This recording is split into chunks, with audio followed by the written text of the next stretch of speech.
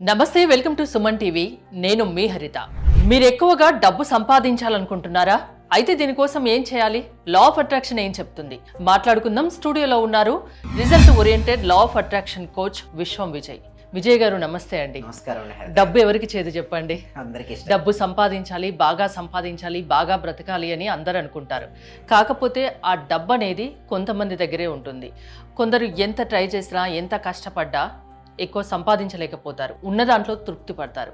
So అసలు డబ్బు ఎక్కువగా సంపాదించాలి, డబ్బు వాళ్ళ దగ్గర ఉండాలంటే ఏం చేయాలి? విశ్వం విజయ్ గారిచే నిర్వహించబడే advance law of attraction class కి ఫ్రీగా అటెండ్ అవ్వాలి అనుకుంటే కామెంట్ సెక్షన్ లో ఉన్న గూగుల్ ఫామ్ ని ఫిల్ చేయండి, లేదా డిస్ప్లే అవుతున్న నెంబర్ కి కాల్ చేయండి. ధర్మో రక్షిత రక్షిత. ఎస్ అండి, మంచి ప్రశ్న అండి. ఎందుకంటే చాలామంది ధనమూలం ఇదం జగత్ అండి. ఓకే, అందరూ కూడా డబ్బు సంపాదించడం కోసం ప్రయత్నిస్తూ ఉంటారు. అయితే ఈ ప్రయత్నంలో కొద్ది మందికి మాత్రం మనీ అనేది చాలా ఫాస్ట్గా ఆకర్షించబడుతుంది. కొంతమందికి, చాలా మందికి ఏంటంటే ఎంత ట్రై చేసినా మనీ అనేది రావడం లేదు. మీరు అంతెందుకంటే అబ్జర్వ్ చేయండి. ఎప్పుడైనా సరే, ఏదైనా సరే మనం అబ్జర్వ్ చేస్తేనే మనకు తెలుస్తుంటాయండి రహస్యాలు. సృష్టి యొక్క రహస్యాలు తెలియాలంటే ధ్యానం చేయమంటారు.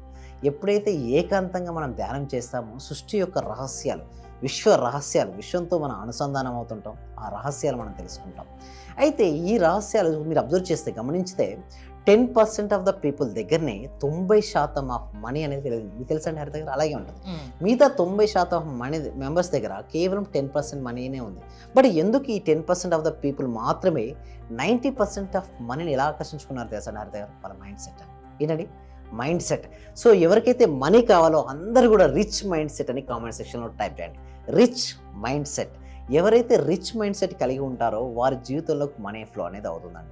అంటే ప్రతి దాన్ని మీరు అనొచ్చు, ఏంటండి పూర్ మైండ్ సెట్కు రిచ్ మైండ్ సెట్కి ఏం తేడా అంటే పూర్ మైండ్ సెట్ ఏమని ఆలోచిస్తారంటే ఎప్పుడు కూడా ఓడిపోకూడదని ఆలోచిస్తారండి. రిచ్ మైండ్ సెట్ ఏదైనా చేస్తే గెలవాలని ఆలోచిస్తారు. అంటే ఒక బిజినెస్ స్టార్ట్ చేశారండి, ఇద్దరు ఒకే సమయంలో బిజినెస్ స్టార్ట్ చేశారు. పూర్ మైండ్ సెట్ ఎలా ఆలోచిస్తారంటే నాకు నష్టాలు రాకూడదని ఆలోచిస్తుంటాడు. అదే రిచ్ మైండ్ సెట్ లాభాలు రావాలనే మైండ్ సెట్తో ఆలోచిస్తుంటాడు. అంటే సింపుల్ చెప్పాలంటే ఓడిపోకూడదని ఇతను ఆడితే ఇతను గెలవాలని ఆడతాడు. అయితే ఓడిపోకూడదని ఆడడం వల్ల ఎప్పుడు కూడా ఇతనే ఓడిపోతాడు. ఎందుకు? ఆ మైండ్ సెట్లో ఓటమి గురించిన ఆలోచనలు ఉన్నాయి కాబట్టి ఓడిపోతాడు. ఇతను గెలవాలని ఆలోచన, ఓటమి అనే ఆలోచనే రాకూడదు అంటారు కదా? రావద్దు. ఎందుకంటే ఒక సక్సెస్ మాత్రమే అంటే ఫస్ట్ మీరు ఏం చేయాలంటే ఫస్ట్ లర్నింగ్స్, ఓకే, మన నాలెడ్జ్ అనేది ఇంప్రూవ్ చేసుకోవాలి. చాలా మంది ఏమంటారంటే ఒక సామెత ఉంది, కీడెంచి మేలేంచాలి అని. ఎస్ అంతే కదా? ముందు చెడు ఆలోచించి తర్వాత మంచి. అయితే ఇది ఎక్కడ సందర్భంలో రియాలిటీ అవుతుందంటే, చూడండి, కీడెంచి మేలించాలి అనేది ఏ సందర్భంలో అయితే మనం చూసుకోవాలంటే ముందు ఎక్స్పీరియన్స్. అంటే సపోజ్ కీడెన్స్ అయితే ఒక అలవాటు ఉందండి, ఒక నెగిటివ్ అలవాటు ఉందండి. ఓకే, ఆ అలవాటును కనుక ఉంటే తన జీవితాన్ని ఏమవుతుంది?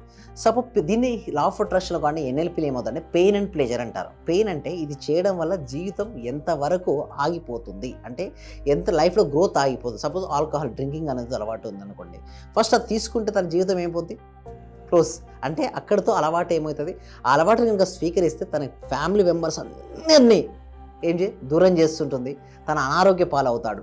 అదే కనుక తను స్టాప్ చేస్తే తను ఎంత మంచిగా ఆలోచిస్తాడు. ఒకవేళ అందుకోసమే ఫస్ట్ ఏదైనా ఒక అలవాటు, నెగిటివ్ అలవాటు తీసుకునేటప్పుడు కీడెంచి మేలు చేయాలి. అదే పాజిటివ్గా మీరు ఆలోచించినప్పుడు అనుభవాలు ఫస్ట్ ఏం చేయాలంటే అనుభవాలు తెచ్చుకోవాలంటే ఒక బిజినెస్ మీరు స్టార్ట్ చేశారు మేడం, అందులో మీకు ఎక్స్పీరియన్స్ అయిన తర్వాత బిజినెస్ చేయమంటారు. వెంటనే కొత్త బిజినెస్కి ఎంటర్ అయ్యిందో అక్కడ వాళ్ళతో పాటు వర్క్ చేయండి ఫస్ట్. ఎందుకు మీరు చూస్తే స్టార్టప్ కంపెనీస్ ఎందుకు ఫెయిల్ అవుతాయని చెప్పనండి, ఏం ఎక్స్పీరియన్స్ లేకుండా డైరెక్ట్ దిగేస్తారు. సో అలాంటి సమయంలో ఫెయిల్ అవుతారు. అదే కొంచెం ఎక్స్పీరియన్స్ అయినాక స్టార్ట్ చేస్తే సక్సెస్ఫుల్ అవుతారు. సో లైఫ్లో గ్రోత్ రావాలి అంటే పాజిటివ్ మైండ్ సెట్ కలిగి ఉంటే డెఫినెట్గా ఏదైనా సాధిస్తారు. సో కీడించి మేలించడం అది పెయిన్ అండ్ ప్లెజర్ టెక్నిక్. అది ఎన్ఎల్పి ప్రకారం ఏంటంటే ఒక అలవాటును అదే విధంగా పాటిస్తే నా జీవితం ఏమైపోతుంది, ఆ అలవాటు పాటించకుండా మనం పాజిటివ్ ఆలోచన కలిగి ఉండడం వల్ల అదే అలవాటును ఉంటే అది నా లైఫ్కి ఎలా మేలవుతుంది అక్కడ తీసుకోవాలి సందర్భం.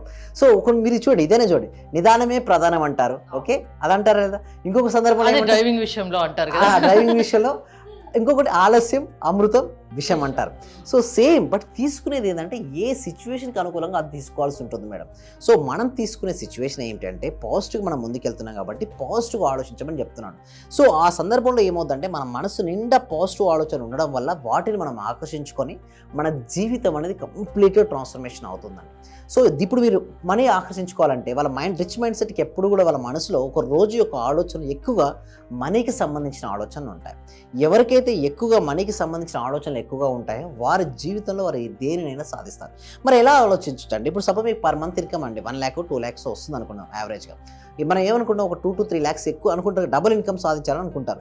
ఎప్పుడైతే డబుల్ అయిందనుకోండి, అనుకున్నవన్నీ నిజం కాదు కదా. దాన్ని నిజం అవ్వాలి అంటే ఏమేమి ప్రక్రియలు చేయాలి, ఏమేమి టెక్నిక్స్ చేయాలో చేస్తే అది రియాలిటీ వస్తుంది. చూడండి, వేసిన ప్రతి విత్తనం ఫ్రూట్ కాదు. ఎందుకు?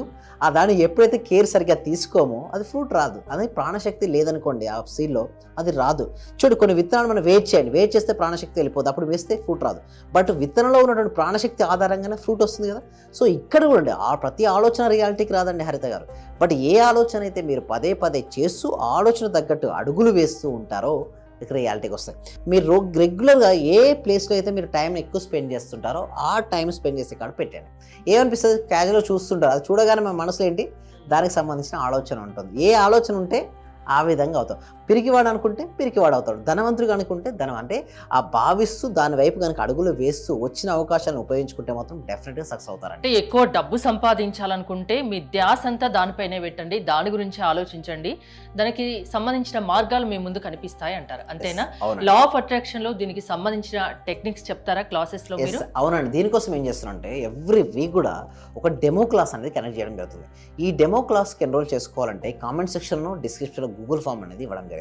గూగుల్ ఫామ్ ఫిల్అప్ చేయడం ద్వారా మా టీం మెంబర్స్ వాళ్ళకి వాట్సాప్ లింక్ ఇవ్వడం జరుగుతుంది, వాట్సాప్ గ్రూప్. వాళ్ళు జాయిన్ అయిన తర్వాత వారికి ఇంట్లో ఉంటూ ఎక్కడైనా సరే, చూడండి, అమెరికాలో అయినా సరే, ఇంగ్లాండ్లో అయినా సరే, ఆస్ట్రేలియా అయినా సరే, న్యూజిలాండ్ అయినా సరే, దుబాయ్ అయినా సరే, ఎక్కడైనా సరే వాళ్ళు ఇంట్లో ఉంటూ ఆన్లైన్లో జూమ్లో క్లాస్కి అటెండ్ అవ్వచ్చాను. ఆ క్లాస్కి అటెండ్ అయిన తర్వాత 6 days live law of attraction practices ఉంటాయండి. ఆ ప్రాక్టీస్కి అటెండ్ అయితే కంప్లీట్గా వాళ్ళ జీవితంలో మార్చుకోవచ్చు అండి. మనీ బ్లాక్స్ అన్నీ తొలగించేసుకొని మనీని ఫాస్ట్గా వారు ఆకర్షించుకోవచ్చు. అంటే డబ్బు సంపాదించడం పెద్ద విషయమేం కాదు, అది ఈజీగా సంపాదించవచ్చు. దానికి సంబంధించిన టెక్నిక్స్ మీ క్లాసెస్కి అటెండ్ అయితే మీరు చెప్తారు, అంతేనా? అవునండి. థ్యాంక్ యూ విజయ్ గారు. చూసారు కదా, మీరు డబ్బు సంపాదించాలి, అది బాగా సంపాదించాలి అనుకుంటే లా ఆఫ్ అట్రాక్షన్ క్లాసెస్ వినడం వల్ల ఆ టెక్నిక్స్ ఏంటనేది విజయ్ గారు చెప్తా అంటున్నారు. సో మీరు ఆయన క్లాసెస్ అటెండ్ కాదలుచుకుంటే స్క్రీన్ పై స్క్రోల్ అవుతున్న నెంబర్స్ కాల్ చేసి కాంటాక్ట్ అవ్వచ్చు. చూస్తూనే ఉండండి సుమన్ టీవీ. అంటే సార్, నేను అప్పుడు హౌస్ సేల్ చేస్తానని చెప్పాను కదా సార్. అవునండి. 45 lakhs కి సేల్ అయిపోయింది sir. Thank you sir. Thank you so much అండి లక్ష్మి గోదాదేవి గారు. అందరూ కూడా ఒక్కసారి కంగ్రాచులేషన్ హ్యాండ్స్ తో చెప్పారండి, బిగ్ హ్యాండ్స్ తో. మనం ఎప్పుడైతే ఎవరికైతే చెప్తుంటామో మళ్ళీ వస్తాయి అందరూ. థ్యాంక్ యూ సో మచ్ అండి గోదాదేవి గారు.